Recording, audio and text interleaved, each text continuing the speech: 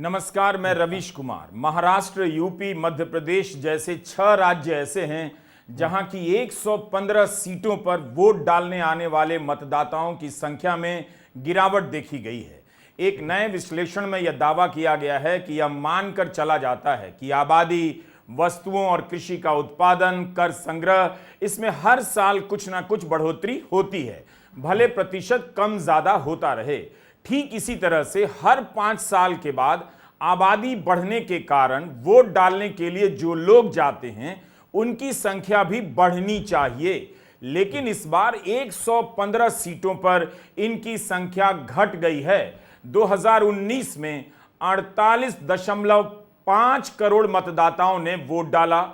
2014 की तुलना में 12% अधिक मतदाताओं ने वोट किया, लेकिन 2024 में अभी तक केवल 4% अधिक मतदाताओं ने ही वोट किया है, करीब 50 करोड़। इतनी कम वृद्धि कैसे हुई और 115 सीटों पर संख्या घटी कैसे? इसके पीछे क्या कोई बड़ा रहस्य है? द हिंदू में कांग्रेस के प्रवीण चक्रवर्ती ने मतदाताओं की संख्या को लेकर एक विश्लेषण किया है। अगर उनका विश्लेषण सटीक है तो यह बेहद चिंता का विषय हो सकता है। हम और आप इस तरह की जानकारी को लेकर और अधिक अंधेरे में नहीं रह सकते। प्रवीण चक्रवर्ती ने दिखाया है कि 2019 की तुलना में 2024 में अभी तक जितनी सीटों पर मतदान हुआ है, वहां जो कुल वोट पड़े हैं, कुल वोट वो 2019 की तुलना में ज्यादा होने चाहिए। प्रवीण ने यह भी दिखाया है कि जिस तरह से आपकी सैलरी थोड़ी बहुत बढ़ जाती है, जीडीपी का संग्रह बढ़ जाता है, वोटर टर्नआउट यानी मतदान का प्रतिशत भी ऊपर या नीचे हो सकता है, लेकिन जो मतदाताओं की वास्तविक संख्या है वो पिछले 5 साल में बढ़ जाती है। यही ट्रेंड रहा है। प्रवीण चक्रवर्ती ने दिखाया है कि अभी तक 5 चरणों में 427 सीटों पर मतदान हो गया है। इनमें से 115 सीटें ऐसी हैं जहां वोट डालने गए मतदाताओं की संख्या में गिरावट देखी जा रही है। ऐसा भारत के चुनावी इतिहास में कभी नहीं हुआ कि इतनी अधिक सीटों पर वोट डालने गए लोगों की संख्या कम हो जाए। 2019 की तुलना में 115 सीटों पर इस बार मतदान घटा है। यह कैसे हो सकता है? कायदे से तो मतदाताओं की संख्या बढ़नी चाहिए। 5 चरणों में अभी तक 427 सीटों पर मतदान हुए हैं। इनमें से 115 सीटों पर कुल मतदाताओं की संख्या के बढ़ने का प्रतिशत बहुत कम है। 2019 में केवल 19 सीटें ऐसी थीं जहां कुल वोटर की संख्या कम हुई थी, लेकिन इस बार तो 100 से अधिक सीटें हैं। प्रवीण चक्रवर्ती ऑल इंडिया प्रोफेशनल्स कांग्रेस और डेटा एनालिटिक्स ऑफ कांग्रेस के चेयरमैन हैं। आंकड़ों का विश्लेषण करते रहते हैं। द हिंदू अखबार ने इनके विश्लेषण को काफी विस्तार से छापा है। प्रवीण ने एक और अंतर किया है कि वे वोटर टर्नआउट की बात नहीं कर रहे। जैसे आपको बताया जाता है, हम लोग भी रिपोर्ट करते हैं कि लखनऊ में मतदान का प्रतिशत 50 से कम रहा। इसकी बात चक्रवर्ती नहीं कर रहे, बल्कि इसकी कर रहे हैं कि लखनऊ में इस बार कम लोग वोट देने आए 2019 की तुलना में। प्रवीण सवाल उठाते हैं कि वोट डालने आने वाले मतदाताओं की कुल संख्या कैसे कम हो सकती है। यह तो कुछ रहस्य जैसा लगता है। क्या 115 सीटों पर आबादी घट गई या यहां से लोग पलायन कर गए? इन सीटों में से अधिकतर केरल, मध्य प्रदेश, राजस्थान, तमिलनाडु, महाराष्ट्र और उत्तर प्रदेश में हैं। यह अजीब इसलिए भी है कि अचानक से इन सीटों से आबादी का कोई विस्थापन या पलायन तो नहीं हुआ। ऐसा हुआ होता तो 2014 या 2019 के चुनावों में भी दिख जाता। क्या यहां कुल मतदाताओं की संख्या का कम हो जाना किसी और चीज की तरफ इशारा कर रहा है? क्या यहां मतदाताओं को किसी तरह से हतोत्साहित किया गया वोट डालने से?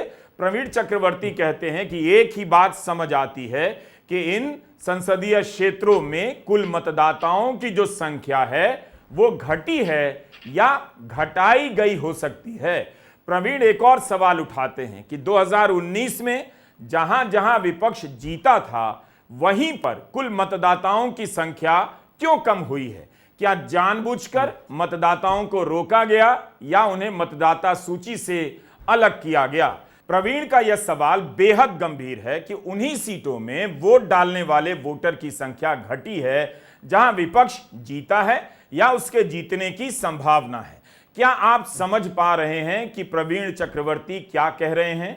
उनका कहना है कि 115 सीटें ऐसी हैं जहां वोट पड़ चुके हैं, वहां पिछली बार की तुलना में इस बार कम लोगों ने वोट डाला और यह कमी इसलिए हो सकती है क्योंकि बहुत से लोग मतदाता सूची से बाहर कर दिए गए होंगे या किसी तरह मतदान करने से लोगों को रोका गया होगा। 115 सीटें कम नहीं होती।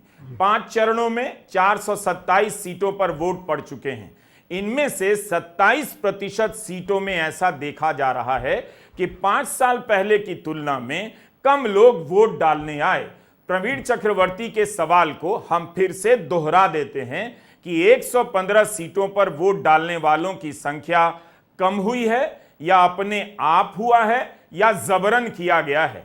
अगर आबादी घटी है तो ऐसा कोई कारण नजर नहीं आता। इसलिए पूछना पड़ता है कि उन्हीं राज्यों या उन्हीं सीटों पर ऐसा क्यों हो रहा है जहां विपक्ष इस चुनाव में मजबूत है या जहां बाजी पलट सकती है। तो क्या इसलिए चुनाव आयोग नहीं बता रहा कि हर सीट पर कुल मतदाताओं की संख्या कितनी है? 2019 तक आयोग बताया करता था मगर इस बार नहीं बता रहा, केवल मतदान का प्रतिशत बताया जाता है। क्या इसलिए कि दिख जाएगा कि मतदाताओं की संख्या खास सीटों पर घट गई है या घटा दी गई होगी, जिसकी तरफ प्रवीण चक्रवर्ती का विश्लेषण इशारा कर रहा है। अब हम आते हैं अपने दूसरे सवाल पर। आप वोट डालने के लिए किसी मतदान केंद्र पर जाते हैं, काफी देर तक लाइन में लगते हैं। जब आपको यह बताया जाता है कि आपके लोकसभा में मतदान का प्रतिशत इतना इतना रहा, तो क्या आपको जानने का हक नहीं कि आपके मतदान केंद्र में कितना वोट पड़ा? बूथ के स्तर पर बता देने से आपके जीवन में या भारत के चुनावी राजनीति के जीवन में कौन सा तूफान आ जाएगा? यह तो बेहद जरूरी आंकड़ा है। चुनाव आयोग ने इसे जारी करने से क्यों मना किया कि बूथ के स्तर का डेटा नहीं देंगे? आयोग का कहना है कि लोग इस नंबर से छेड़छाड़ करेंगे, भ्रामक जानकारियां फैलाएंगे। लेकिन जब असली जानकारी होगी आयोग की वेबसाइट पर, तो भ्रामक जानकारी को रोका भी तो जा सकता है।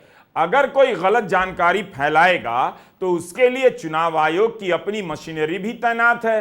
वह तुरंत खंडन कर सकता है और उसके आधिकारिक आंकड़ों से फौरन हम लोग भी चेक कर सकते हैं, आप भी देखकर खंडन कर सकते हैं। सुप्रीम कोर्ट ने चुनाव आयोग से पूछा कि फॉर्म 17C की सारी जानकारी आप अपनी वेबसाइट पर क्यों नहीं अपलोड कर सकते? तो उसी के जवाब में आयोग ने कहा कि कानून उन्हें ऐसा करने के लिए नहीं कहता। ध्यान से सुनिएगा, यह बहुत जरूरी मसला है। हम इस वीडियो में क्रमवार तरीके से चीजों को बता रहे हैं। यही है वो फॉर्म 17C जिसकी चर्चा इन दिनों खूब हो रही है। हर मतदान केंद्र पर जब मतदान समाप्त हो जाता है तब यह फॉर्म भरा जाता है। इस पर सभी उम्मीदवारों के पोलिंग एजेंट साइन करते हैं और उन्हें भी एक कॉपी दी जाती है। पोलिंग एजेंट का यह अधिकार है, वो मांगेगा तो पीठासीन अधिकारी को फॉर्म 17C देना ही पड़ेगा। जिस तरह से आप पूरे जिले के बारे में जानते हैं, इस एक फॉर्म से आप अपने मतदान केंद्र के बारे में भी जान जाएंगे कि कितना वोट पड़ा। आयोग ने जो जानकारी दी है वो प्रतिशत में दी है। कायदे से तो आयोग को यह भी बताना चाहिए कि कुल मतदाताओं की संख्या कितनी है, बूथ के स्तर पर भी और संसदीय सीट के स्तर पर भी। लेकिन इस बार आयोग नहीं बता रहा। सुप्रीम कोर्ट में बहस यह हो रही है कि बूथ के हिसाब से फॉर्म 17C का आंकड़ा चुनाव आयोग अपनी वेबसाइट पर क्यों नहीं प्रकाशित कर सकता। तो इसी के जवाब में चुनाव आयोग ने कहा कि वो हर मतदान केंद्र का फॉर्म 17C अपनी वेबसाइट पर अपलोड नहीं कर सकता। एक दलील दी गई, बहुत समय लगता है, लेकिन कई एक्सपर्ट दिखा रहे हैं इसमें बिल्कुल समय नहीं लगता। जिस तरह की डिजिटाइजेशन की प्रक्रिया अपनाई गई है, उसके बाद इस तरह की जानकारी अपलोड करने में कोई समय नहीं लगता। आयोग कहता है कानून में ऐसा करने के लिए नहीं कहा गया। यह दूसरा बहाना है कि उम्मीदवार और एजेंट के अलावा किसी और को भी देना है। अपने हलफनामे के पैरा 36 में चुनाव आयोग ने लिखा है कि फॉर्म 17C को वेबसाइट पर पब्लिश करने से लोग तस्वीरों को मॉर्फ कर सकते हैं, यानी लोग वेबसाइट से प्रिंट आउट लेकर उस पर 5 का 10 लिख देंगे। क्या इस डर से कोई जानकारी लोगों से छिपाई जा सकती है? बच्चों वाली बात है। चुनाव तो तभी फ्री एंड फेयर होगा जब सबको बराबर से सूचना मिलेगी। जो सूचना एजेंट के पास है वो हमारे पास होनी चाहिए और आपके पास भी होनी चाहिए। अब देखिए, चुनाव आयोग की वेबसाइट पर 50 तरह के आंकड़े दिए गए हैं। आज से नहीं, कई साल से हैं। हर कोई इन आंकड़ों को लेकर लेख लिखता है, विश्लेषण करता है। कोई झूठा दावा करेगा तो यहीं से पकड़ में आ जाएगा। सरकार की तमाम वेबसाइट है जिस पर वह खुद ही अपनी योजनाओं की उपलब्धियों के आंकड़े डालती है। चुनाव आयोग के तर्क से तो सरकार को भी अपनी वेबसाइट पर कोई आंकड़ा नहीं डालना चाहिए, क्योंकि लोग उस पर अपना नंबर चिपका देंगे, उसकी तस्वीर बिगाड़ देंगे और भ्रामक जानकारी फैला देंगे। बात बहुत सिंपल है। आपको अगर परीक्षा में 30 अंक मिले हैं तो उसे 70 बनाकर आप अपने पिताजी और हाउसिंग सोसाइटी के अंकिल को धोखा दे सकते हैं, लेकिन पूरी क्लास को, पूरे स्कूल को धोखा नहीं दे सकते। इसलिए आयोग का यह तर्क विचित्र है। क्या झूठ के वायरल हो जाने के डर से तथ्य और डेटा को सार्वजनिक नहीं किया जाएगा? यह किस तरह का तर्क है? तर्क तो यह दिया जाना चाहिए कि झूठ ना फैले, इसलिए चुनाव आयोग सही और सारा का सारा डेटा प्रकाशित कर रहा है। यह उसी तरह का तर्क है जिसके पीछे छिपकर पार्टियों के चंदे की जानकारी को छिपाने की कोशिश की गई थी। जब सरकार ने कहा नागरिकों को फंडिंग जानने का पूर्ण अधिकार नहीं है, अदालत ने वह बात नहीं मानी। क्या कोर्ट अब अपने ही तर्क को उलट देगा? 24 मई को जब सुनवाई होगी सुप्रीम कोर्ट में, वही कोर्ट कैसे इस तर्क को स्वीकार करेगा जिसने इलेक्टोरल बॉन्ड की बिक्री करने वाले स्टेट बैंक को आदेश दिया सारी की सारी जानकारी चुनाव आयोग को दीजिए, चुनाव आयोग उसे प्रकाशित करेगा। अक्टूबर 2023 में सरकार की ओर से अटॉर्नी जनरल आर वेंकट रमनी ने सुप्रीम कोर्ट में कहा पार्टी के फंड के बारे में जानने का नागरिकों का मूलभूत अधिकार नहीं है। वैसा ही कुछ जवाब आयोग ने सुप्रीम कोर्ट में दिया है। एक तरफ चुनाव आयोग कहता है कि जानकारी नहीं देंगे, ये हो जाएगा, वो हो जाएगा, लेकिन दूसरी तरफ तमिलनाडु की सत्तारूढ़ पार्टी डीएमके ने 68,320 बूथों से फॉर्म 70C के आंकड़ों को जमा कर लिया है। कुछ भी तो नहीं हुआ, तो फिर आयोग को किस बात का डर? डीएमके ने अभी आंकड़ा सार्वजनिक नहीं किया है, लेकिन वह कर सकती है। कानून उसे सार्वजनिक करने से नहीं रोकता। पार्टी के डीएमके के आईटी विंग ने 20 मई को ट्विटर पर जानकारी दी कि पार्टी ने 25 दिन लगाकर हर बूथ से यह डेटा जमा कर लिया है। मुख्यमंत्री स्टालिन को भी दिखा दिया है। डीएमके आईटी विंग ने बताया है कि जब से फॉर्म 17C डिजिटाइज हुआ है तब से यह काम और भी बेहतर तरीके से होने लगा है। पार्टी ने अपने बूथ स्तर के कार्यकर्ताओं को इसकी ट्रेनिंग भी दी कि कैसे मतों को ट्रैक करना है और कैसे फॉर्म 70C के डेटा का मिलान ईवीएम की कंट्रोल यूनिट, बैलेट यूनिट और वीवीपैट से करना है। साथ ही वोटिंग मशीन की यूनिक आईडी को भी नोट किया जाता है ताकि गणना केंद्र पर मिलान किया जा सके। डीएमके ने लिखा है कि अपने सहयोगियों और हमारी जीत के लिए हम ये सुनिश्चित करेंगे कि गणना वाले दिन हमारे कार्यकर्ता सटीक आंकड़ों से लैस होंगे। ये होती है तैयारी। एक राजनीतिक दल के रूप में डीएमके ने शानदार काम किया। फॉर्म 17C से लेकर मतों की गिनती के दिन किस तरह तैयार होकर जाना है, इसके लिए सभी को प्रशिक्षित कर दिया गया है। इससे लोकतंत्र और चुनाव की प्रक्रिया बेहतर होती है, विश्वसनीय होती है। सभी दलों को ऐसा करना चाहिए। जब एक पार्टी यह काम कर सकती है तो जाहिर है चुनाव आयोग तो उससे भी कम समय में यह सब कर सकता है।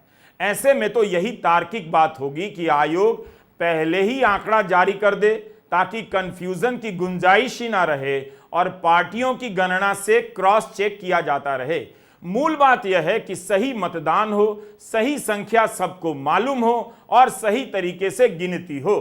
कई लोग इस पर सवाल खड़ा कर रहे हैं कि क्या जरूरत है जानने की, तो उनकी जानकारी के लिए जरूरी है कि चुनाव में और हर चुनाव में ऐसा अनेकों बार होता रहा है कि किसी बूथ पर दोबारा मतदान हुआ, यानी गलती हुई, गड़बड़ी भी हो जाती है। ऐसे में क्यों नहीं पहले से ही उस प्रक्रिया को पारदर्शी तरीके से निभाया जाए जो चुनाव में लोगों के विश्वास को और मजबूत करे।